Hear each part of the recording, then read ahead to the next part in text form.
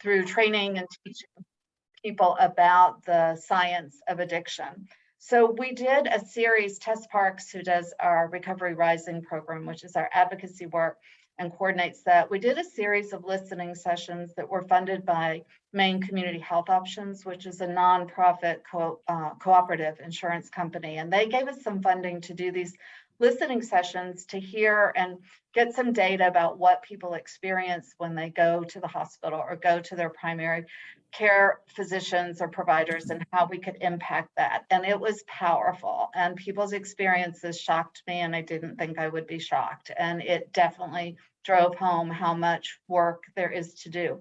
So out of that, we have developed palm cards about know and understand your rights. And we are about to embark on workshops with the recovery community members to teach people and help people learn how to have conversations with their providers and how to be advocates and leave behind cards when they go to the emergency room or the hospital or their primary care providers. And then we're also doing workshops with 2 of our hospitals and with 2 of our local primary care providers, one of which is our FQHC, to work with their providers and share some of what we learned, some of which is happening in their own practices, and to do that in a diplomatic way, but to help make a change. It's a lot of work to do, but we're really excited to be able to be doing it. And then the last thing before I stop is about challenges. And, this morning I sat here before this meeting writing condolence letters to parents. And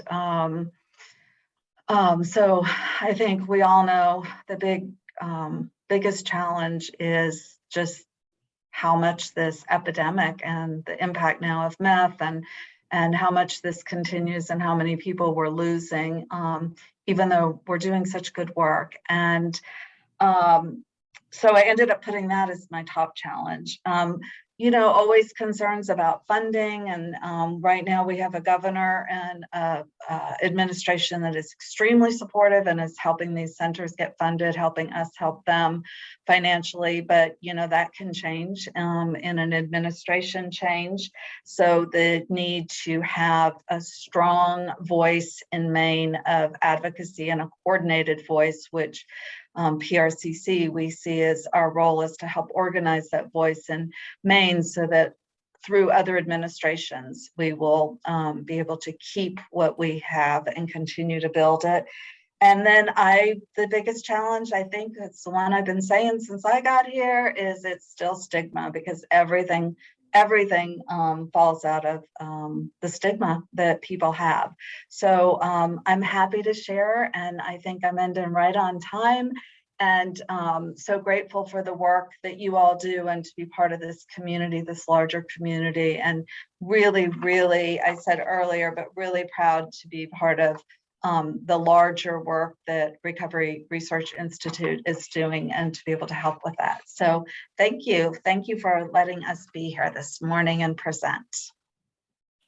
Awesome. Thank you so much, Leslie. And I loved all parts of it, the inspiration of how much your RCC community in Maine has grown and reminding us of the challenges that are day to day for you guys. Thank you so much for your insight. Catherine, if you can move us to the next slide, just so